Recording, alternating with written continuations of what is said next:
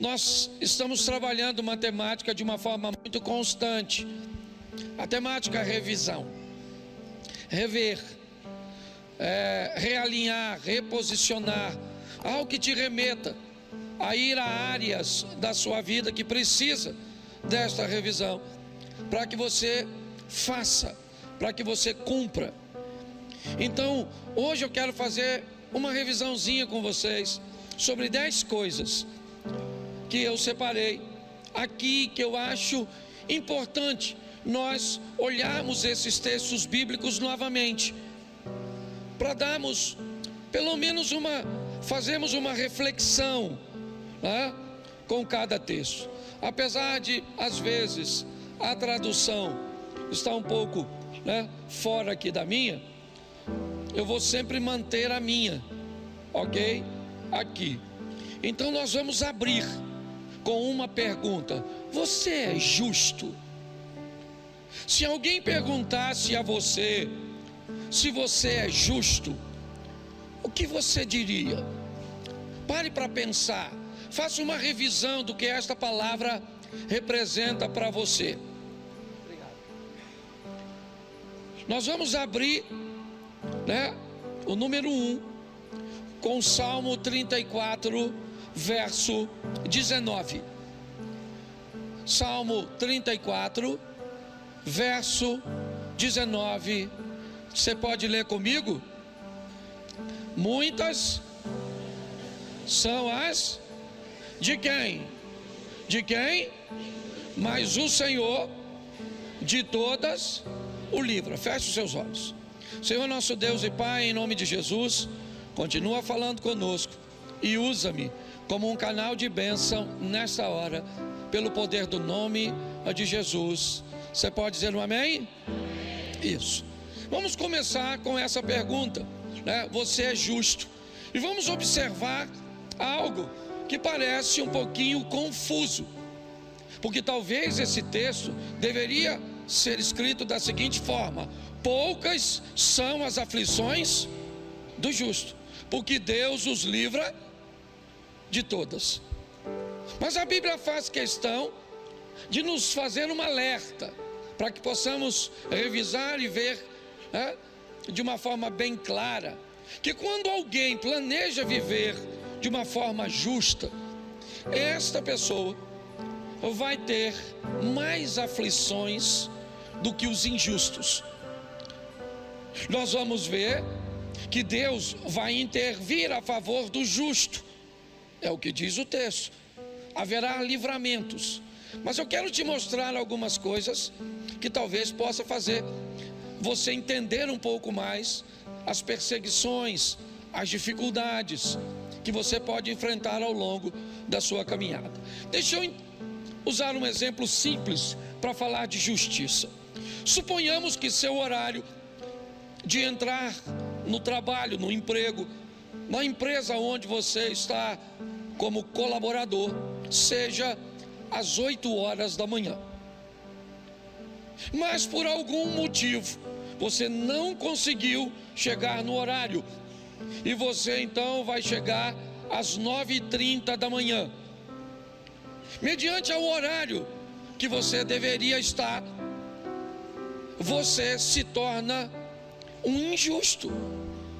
Não é justo com as pessoas que trabalham com você, não é justo com as pessoas que pagam seu salário, que você chegue fora do horário estabelecido. Você acabou de se tornar um injusto.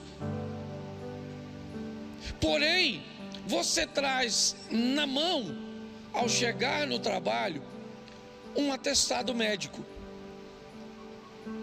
E esse atestado diz, né, ou você traz o histórico dele, que durante a madrugada você teve um problema de saúde e que você acabou necessitando procurar um auxílio médico, e que por causa desse problema, por causa desse mal-estar, desse mal súbito, né, você então necessitou chegar atrasado. Você nem faltou, Você simplesmente está trazendo um atestado que justifique aquela, 1h30 de atraso. Você agora está justificado pelo pelo atestado. O atestado acabou justificando ou tornando você justo, mesmo havendo injustiça. Continua tendo 1h30 de atraso. Pessoas tiveram que fazer o serviço que você deveria ter feito. O patrão vai te pagar as mesmas horas, mesmo não trabalhadas. E por que tudo isso acontece? Porque alguém justificou você. Aqui você se torna um justo através de um documento que você carrega na mão. Quando nós estamos falando a respeito de pecado, é exatamente isso que Cristo fez.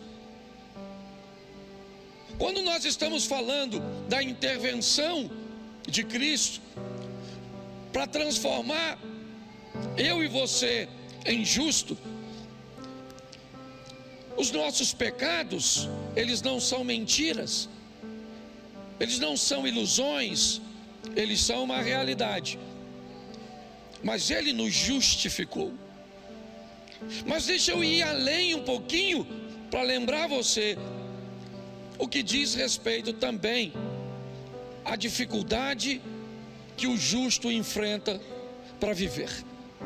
Todas as vezes que você resolve ser alguém justo, ser alguém certo, alguém correto, agora usando a palavra justiça numa outra conotação, você precisa estar preparado para viver alguns dissabores.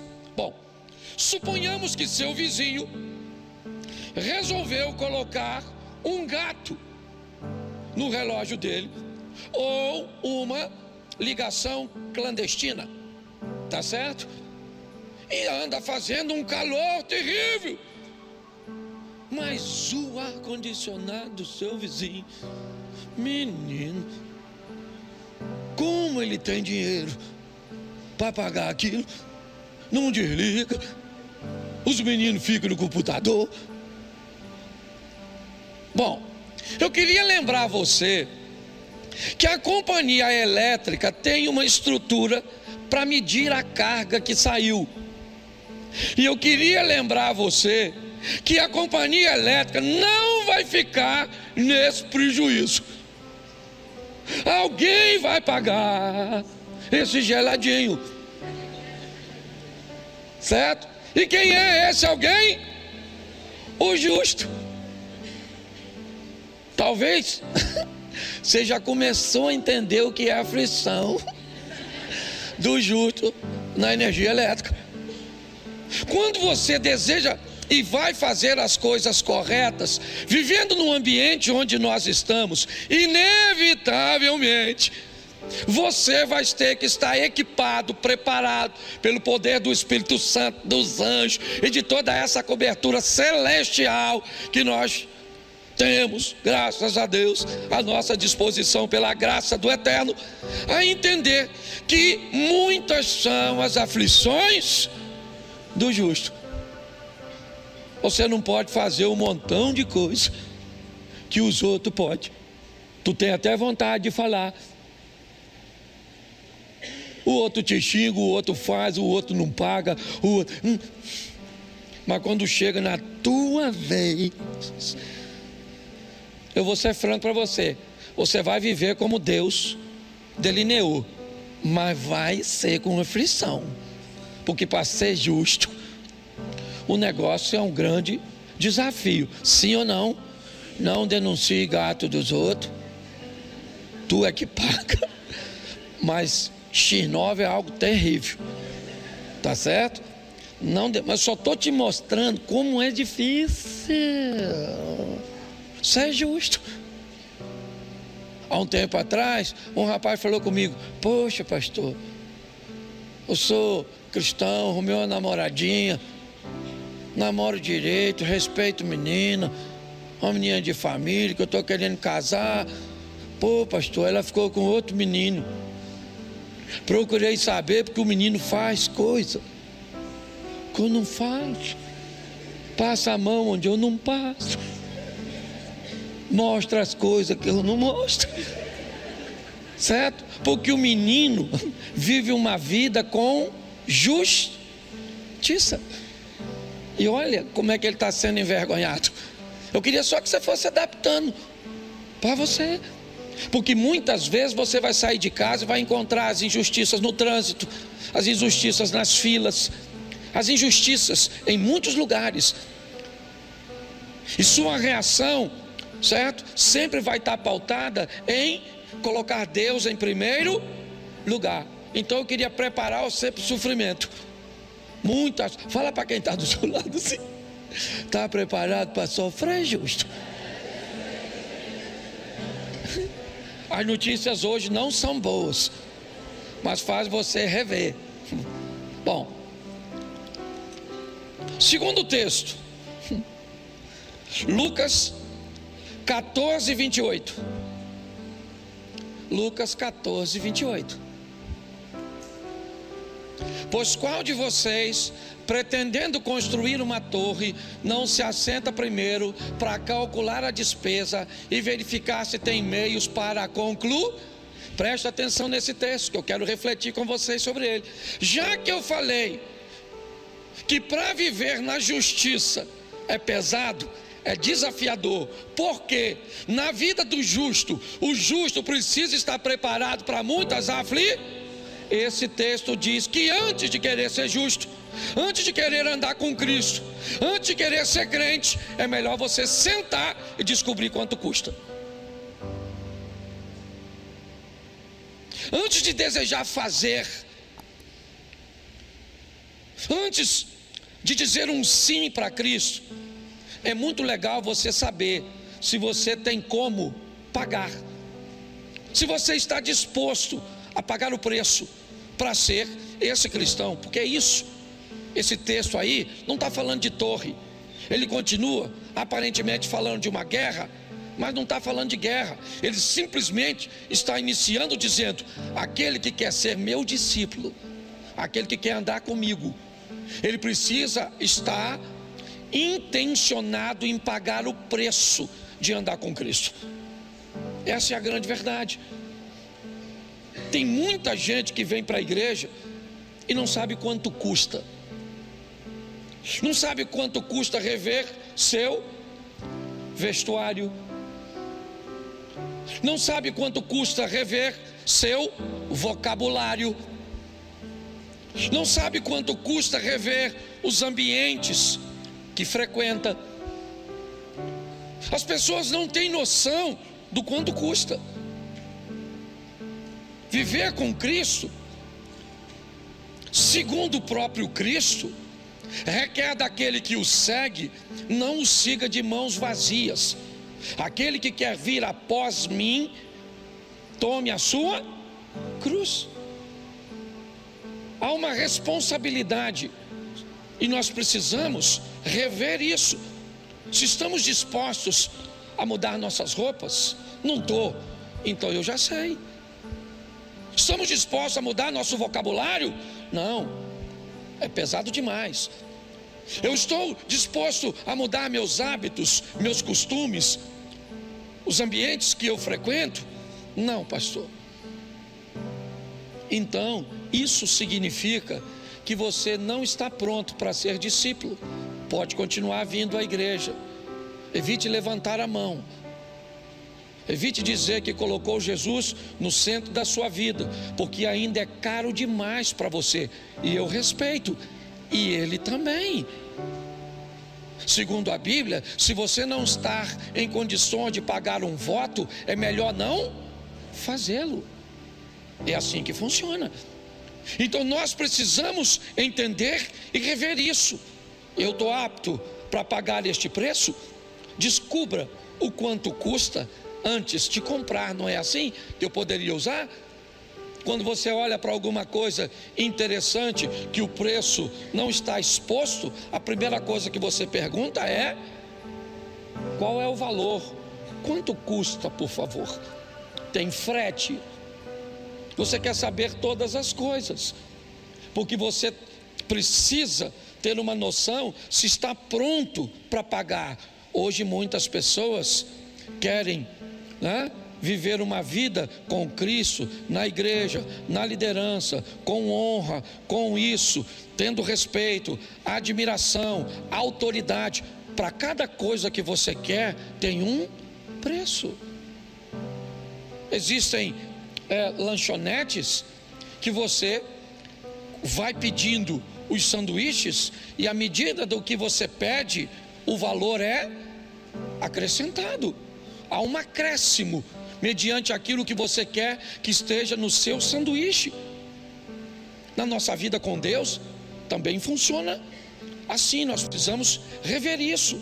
Eu gostaria de ser admirado. Tem um preço. Eu gostaria de ser visto como alguém que tem conhecimento. Tem um preço. Eu gostaria de ser visto dessa forma, de ter isso, de ter aquilo. Então, para cada uma dessas coisas, tem um valor a ser cobrado de entrega, que nós precisamos ter esse entendimento. É assim que funciona. Antes de construir, antes de ir à guerra, descubra se você está apto para pagar. Você quer casar? Tem um preço. Um preço financeiro, um preço emocional, um preço espiritual. Tem um preço. Você não gosta de dizer quanto custa, onde vai, nada disso, não tem problema. Só não pode casar. Você quer ter filho? Quer. Mas tem um preço, sim ou não? Você quer ter sogra? Tem preço. Você quer ter cunhado? Tem preço. É ou não é? Você quer ter vizinho? Tem preço. Não quer ter vizinho? Compra um negócio assim no ermo, longe dos outros. Posso ouvir um amém da igreja? Amém. Terceira coisa que eu acho importante nós olharmos com bastante cuidado, Mateus 7:6. Mateus capítulo 7, verso 6. Não deem aos cães o que é, nem joguem as suas diante dos, para que estes não as pisem com os pés, e aqueles que voltando-se não estraçalhem vocês. Preste atenção, porque eu quero fazer uma revisão desse texto também com você. Eu não sei como você olhou isso ao longo do tempo, mas esse texto diz duas coisas. Uma, tem algo de valor nesse texto. Nesse texto tem o santo e nesse texto tem as pérolas. Nesse texto tem duas coisas. Esse texto tem os cães e esse texto tem os porcos. O texto diz que alguém pega algo que é santo para si e entrega para um cão que não é capaz de reconhecer o que é santo. Alguém tem uma pérola ou algo que tem valor para si e entrega para um porco que não é capaz de reconhecer o valor daquela pérola. O texto diz que depois de ser entregue e aquilo que você deu de valor seja desprezado, uma confusão seja estabelecida e ela se desenrola aqui. Pastor, dá para falar isso de uma forma mais clara? É simples.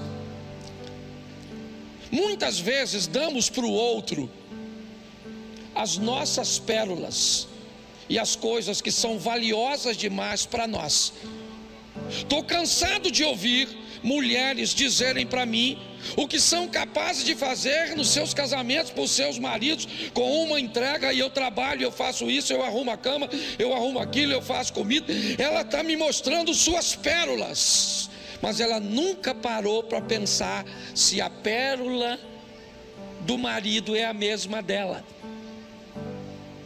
Então entregamos para o outro aquilo que tem valor para nós, e quando o outro não é capaz de reconhecer o valor de uma pérola que não é dele, é sua, ficamos frustrados. Pastor, o que o senhor está querendo dizer? Eu estou querendo dizer que temos que ser mais assertivos. Aprenda com um indivíduo que para mim é extraordinário: o estelionatário. Observe uma característica do estelionatário. Antes de te abordar, ele tem na cabeça o que vai fazer. E o que ele vai fazer? Procurar falar tudo o que te agrada, tudo o que você quer ouvir, criar na sua mente um ambiente tão confortável, certo? Você pega um cara galanteador, pensa num Dom Juan.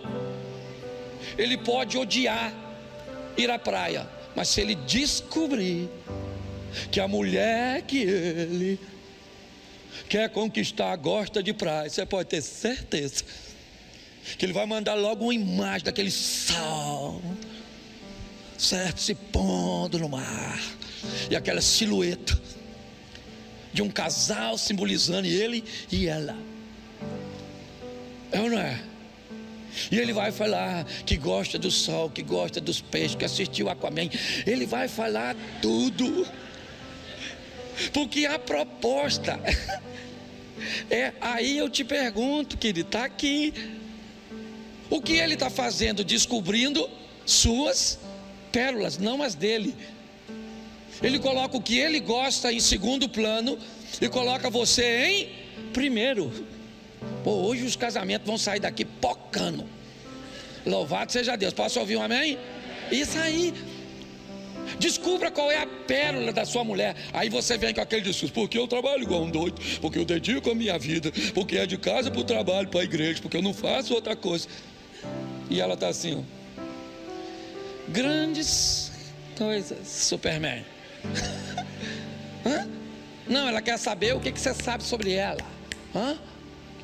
Para tu passar a falar o que ela gosta de ouvir, levar para casa o que ela gosta de comer.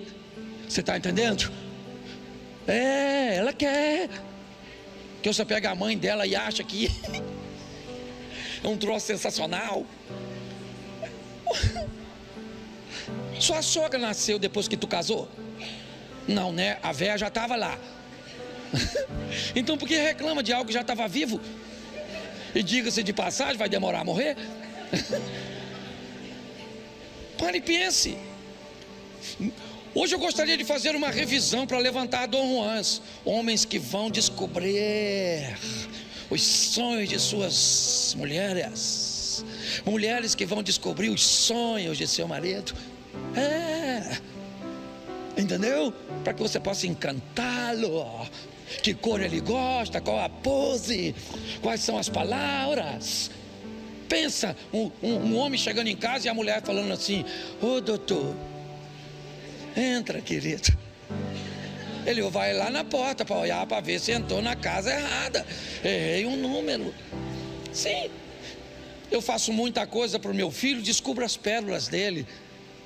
Esse texto é um texto que diz: não pegue as suas pérolas e dê para os outros, porque isso costuma gerar confusão. Está no texto. Então invista, não é gastar tempo, invista um pouco de tempo para descobrir a pérola dos outros, não da mulher dos outros. Eu tenho que explicar isso direito, porque o nego escuta o que quer.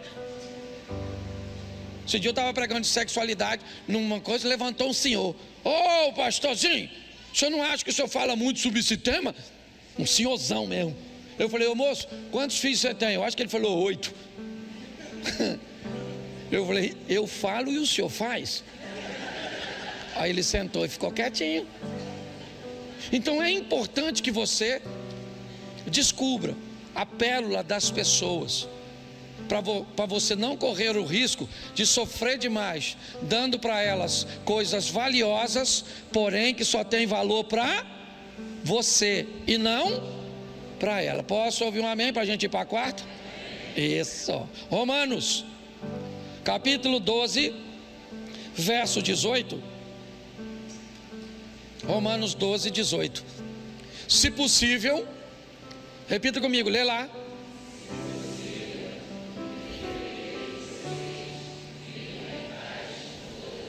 Preste atenção nesse texto, porque ele também precisa ser revisto. Vimos aqui citado o Salmo 133. Deus ordena a bênção onde há união. Vemos a bênção da Torre de Babel, que é uma bênção até para a desobediência daqueles que conseguem colocar todas as forças e intenções num propósito. O próprio Deus disse: eles são um povo, uma língua, um propósito, e ninguém pode impedi-los. Ok? Porém, nós temos nesse texto uma informação muito importante. Qual é? Nem sempre teremos paz porque o texto diz ser possível. Nós precisamos entender isso de uma forma. Bota o Salmo 120, verso 5.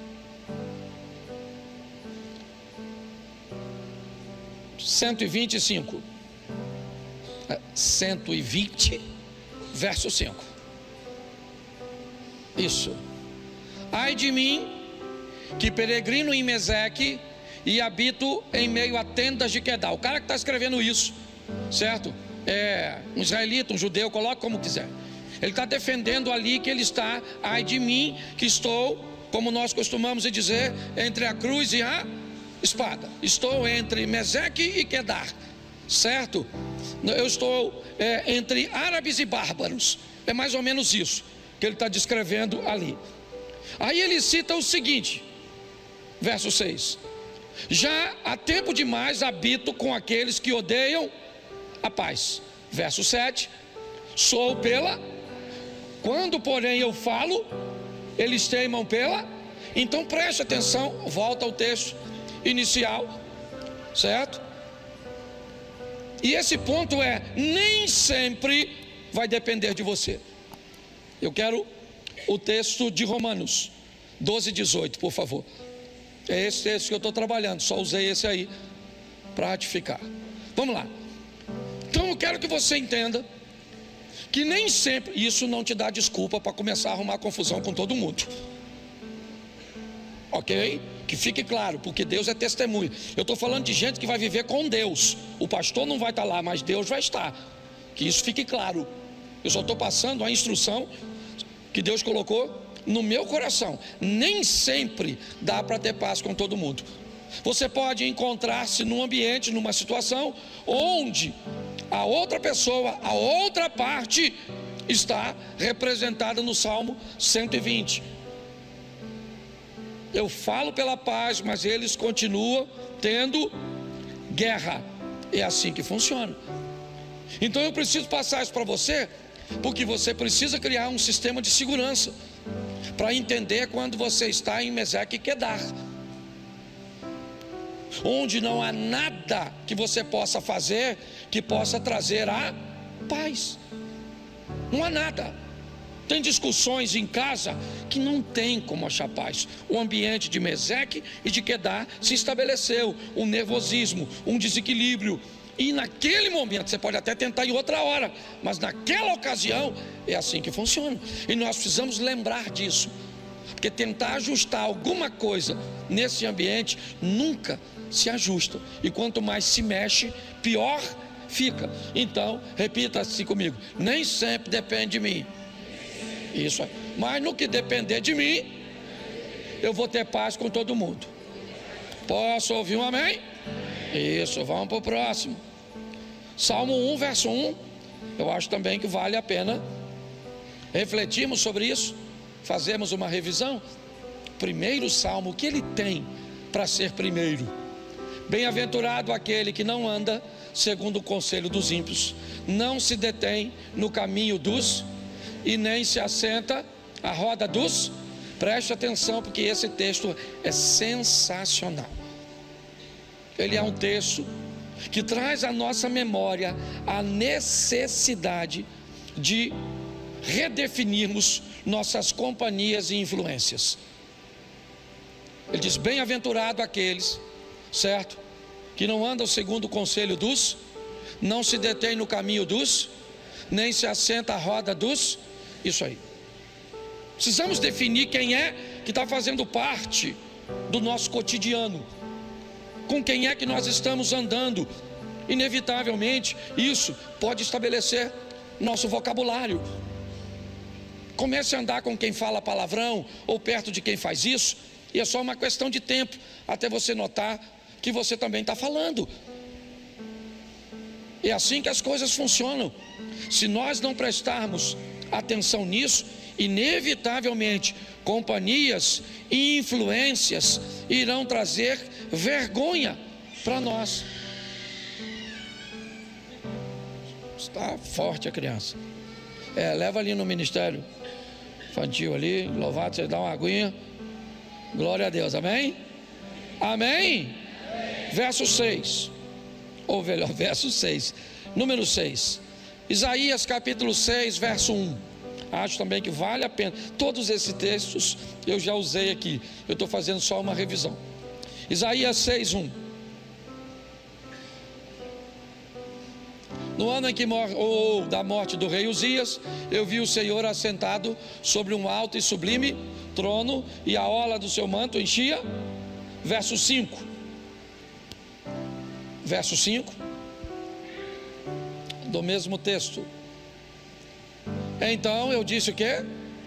Ai de mim que estou, porque sou um homem de lábios e habito no meio de um povo de impuros, e os meus olhos viram o rei, o Senhor dos.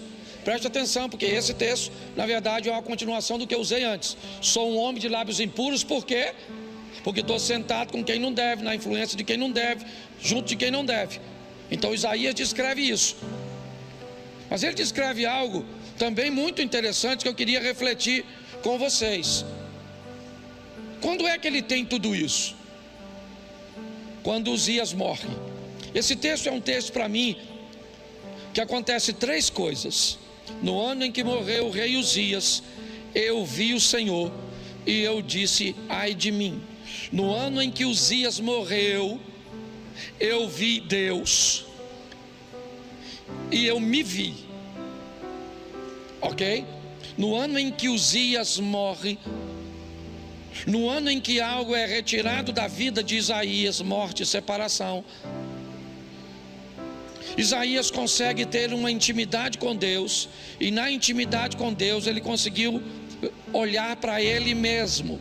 A revisão é nesse texto: se eu quero ver Deus, para que ao estar perto de Deus eu consiga me ver, alguma coisa que está na minha vida tem que ser removida, retirada.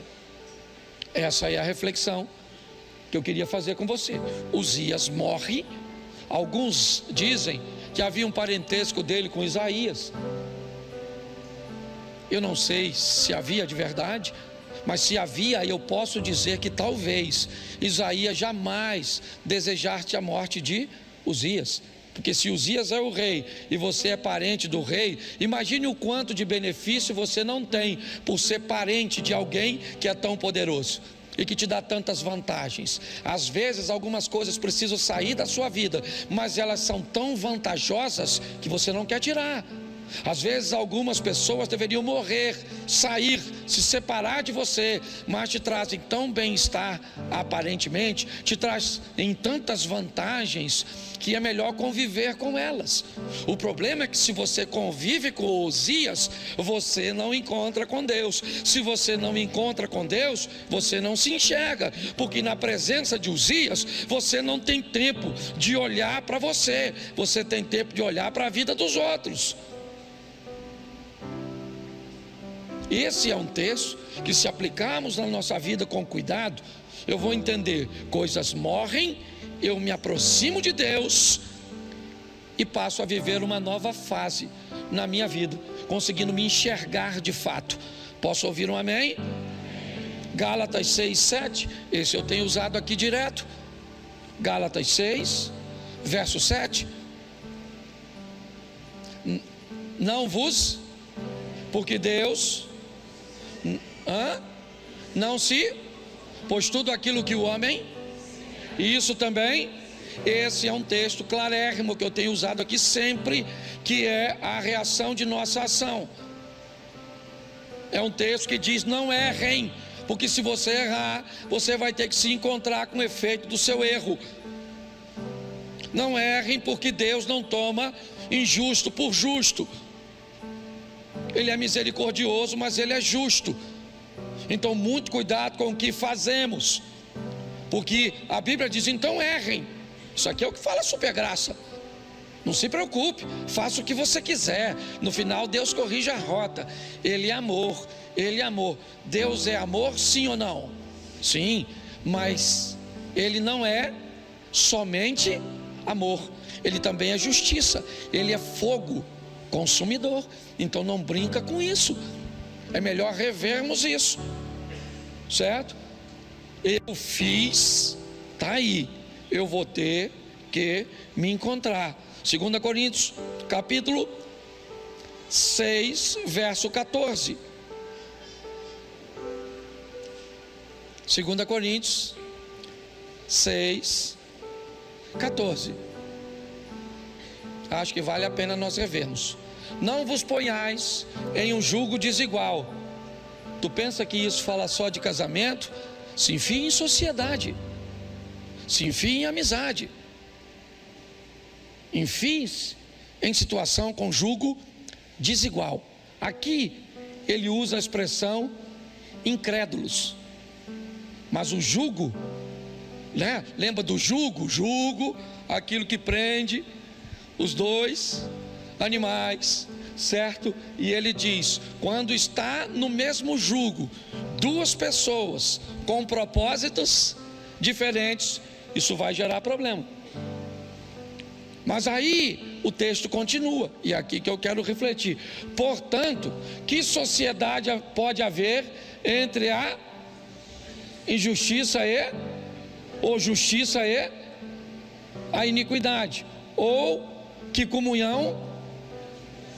Bom, aí eu venho para uma pergunta que é a tônica do momento: quem é quem? Quem é quem? Luz e trevas, justiça e impiedade, incrédulos e de fé. Hoje nós temos esse impasse nas nossas discussões, com a estrutura polarizada do jeito que está. Quem é quem? Quem? Pare para pensar. É isso que nós estamos vendo o tempo inteiro. É alguém dizendo que o outro está cego, e o que está sendo acusado de cegueira acusa aquele que acha que vê de cego. Hoje nós olhamos da direita para a esquerda e vemos uma vergonha na esquerda. Hoje nós olhamos da esquerda para a direita e vemos uma vergonha na direita. Aí eu me perguntei: quem é quem nesse negócio? Como é que eu vou ter essa medida? Porque isso está nos posts, na internet, na política, em tudo quanto é lugar. Nós temos as trevas chamando luz de trevas, e nós temos a luz, certo? Chamando treva de luz. Está tudo bagunçado. Então o texto diz aqui: que comunhão? Não tem. Nós já sabemos que quando uma chega, a outra vai embora. Mas que critério eu vou ter quando eu digo que alguém é trevas? Qual é a base que eu tenho para dizer isso? Talvez essa seja a grande pergunta. Quando alguém disser assim: você está cego, você está em trevas. Não estou aqui defendendo nem direita nem esquerda, não é isso. Estou falando para cabeças pensantes. Vou dar para você, certo, o princípio de avaliação nosso. Você está numa igreja onde a base é bíblica, certo? E ela é o ponto de avaliação. Se não for, deleta, porque essa mensagem não é para você. Se você quer descobrir o que é trevas e o que é luz. Veja a maneira que a pessoa vive, fala e faz à luz da Bíblia. Esqueça se ela diz que é da luz.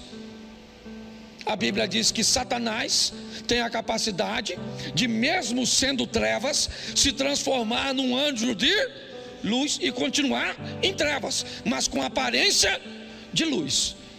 Então é mais do que aparência, é mais do que uma Bíblia, um hino, é mais do que uma roupa, é muito mais. Precisamos rever isso, porque senão corre o risco de você criar um problema sério no ambiente religioso, se frustrando com Satanás, ou com um de seus discípulos vestido de luz. Nós precisamos rever. Então quem é quem? Não é quem fala, não, é como vive, é quais são valores, princípios. É assim que funciona. Desculpe o que eu vou falar aqui, mas eu estou falando à luz da Bíblia. Estou pedindo desculpa, mas é uma desculpa meio que linguagem figurada, certo? Você é a favor de aborto? Não precisa responder, por favor, não estou querendo expor ninguém a nada, certo? Segundo a Bíblia, trevas ou luz?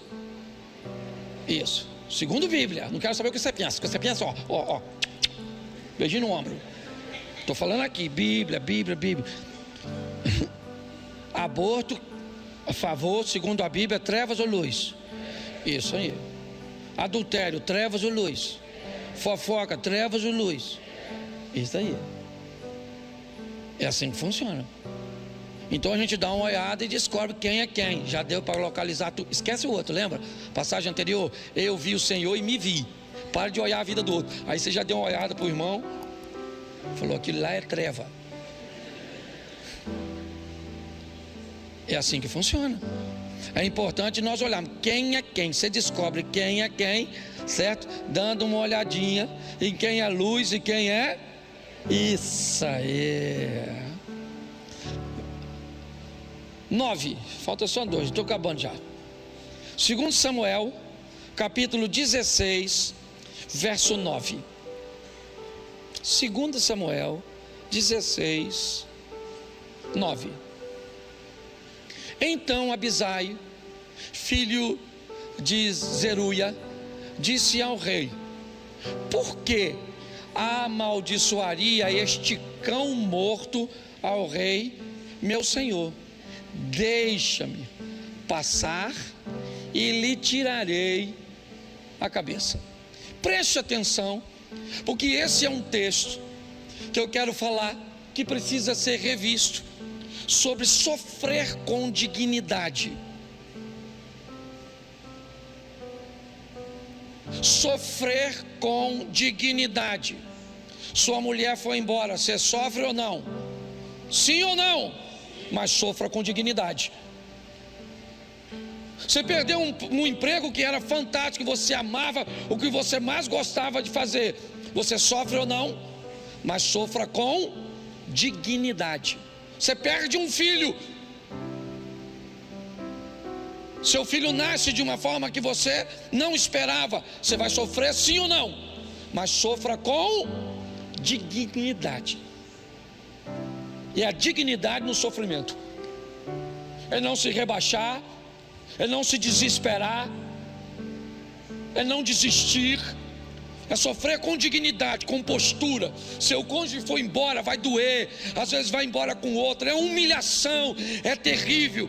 Tem que olhar para a sociedade, para os parentes. Não sofrer, né? Não é uma opção para você. Agora, não se permita se tornar ridículo.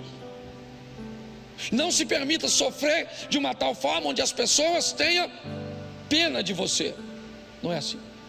Está aqui, ó.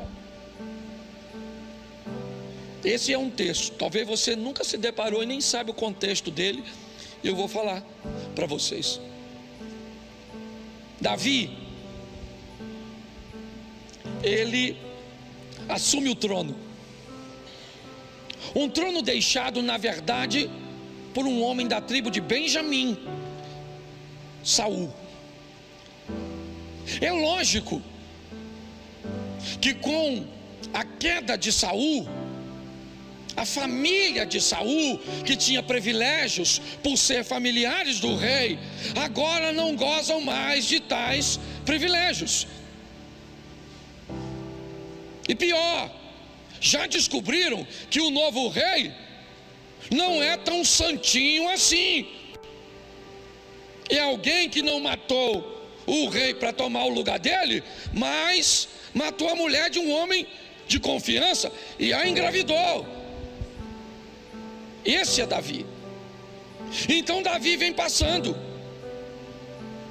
e Simei, que é parente de Saul, começa a espraguejar, começa a amaldiçoá-lo, e pior, taca pedra nele, com provocação, falando de tudo que Davi fez. Davi já viu seu filho morrer,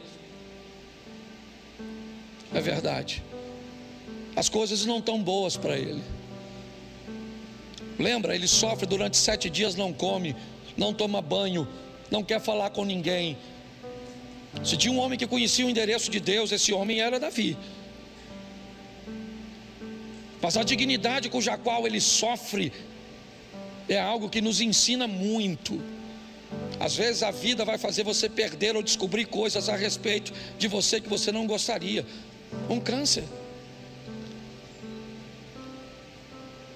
uma esterilidade, um problema. Não se torne insensível, sofra, mas aprenda a sofrer. Quando Simei está atacando pedra, gritando, espraguejando Davi, um dos valentes de Davi. Lembra? O Salmo 1, bem-aventurado aquele que não anda segundo o conselho dos, não se detém no caminho dos, não se assenta na roda dos. O processo seletivo de Davi no começo não foi muito bom. Ele não tinha muitas opções, então ele chamou endividados e toda aquela estrutura que você deve saber. Mas ao longo do tempo, ele transformou esses caras em valentes. E Abisai diz a Davi: quem é esse infeliz, esse cão, um cão morto? Preste atenção, ele é uma ameaça, Davi. Ele é parente de um rei deposto. E Davi, bota o verso seguinte, por favor. Eu acho que foi o seguinte que eu coloquei aqui. Lá no... Deixa o 10 mesmo. Respondeu o rei: que tenho eu convosco, filhos de Zeruia? Certo? Ora, deixai-o amaldiçoar, pois se o Senhor disse, né? Lhe disse: amaldiçoai a Davi, quem diria? Porque assim fizeste. Eu gosto dele. Um de seus homens disse: eu vou matar esse cara agora, que está gritando, amaldiçoando. Ele disse: você não vai matar ninguém, cara. Você não vai matar ninguém. É meu tempo de sofrer. Eu vou sofrer com dignidade. Qual era o problema? O problema era o alarde. Tá, Davi está passando. Tá bom, está passando. Mas tem alguém gritando, dizendo quem é que está passando, o que fez. Mas ele é alguém, sabe, que sabe sofrer com dignidade. Mas preste atenção, no primeiro livro dos Reis, no capítulo 2, no verso 8. 1 Reis 2, 8.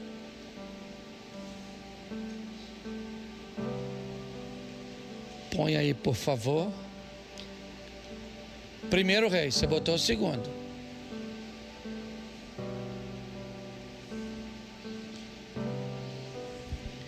Eis que também contigo está Simei, filho de Gera, filho de Benjamim, de Baurim, que me maldisse com dura maldição no dia em que eu ia a Manaim. Porém ele saiu a encontrar-se comigo junto ao Jordão, e eu, pelo Senhor, lhe jurei, dizendo: que o não mataria a espada. Verso 9. Mas agora não tenhas por inculpável, pois é homem prudente, e bem saberás o que lhe há de fazer, para que as suas cãs desçam à sepultura com sangue. Preste atenção nisso aqui, porque é muito importante. Simei persegue Davi, ele amaldiçoa Davi, e Davi disse: eu não vou matar esse cara, ele é a correção de Deus para mim, ele é para manter na minha memória o que eu fiz e quem eu fui, independente de quem eu seja hoje. Nunca perca a memória, da memória quem um dia você foi. Se você tirar da sua memória quem você foi um dia, você corre o risco de se tornar para lá, ou de retornar para lá. Mas quando Davi está passando o cetro para Salomão, ele vai dizer para o filho dele: eu fiz coisas e tenho habilidade e força para lidar com um cara como Simei, você não tem. Então você não tenha Simei como inocente. Está na hora de você agir, e a hora é agora. Verso 36, ainda do mesmo capítulo. Você pode pensar que Salomão matou Simei, não é? Que foi isso que Davi disse.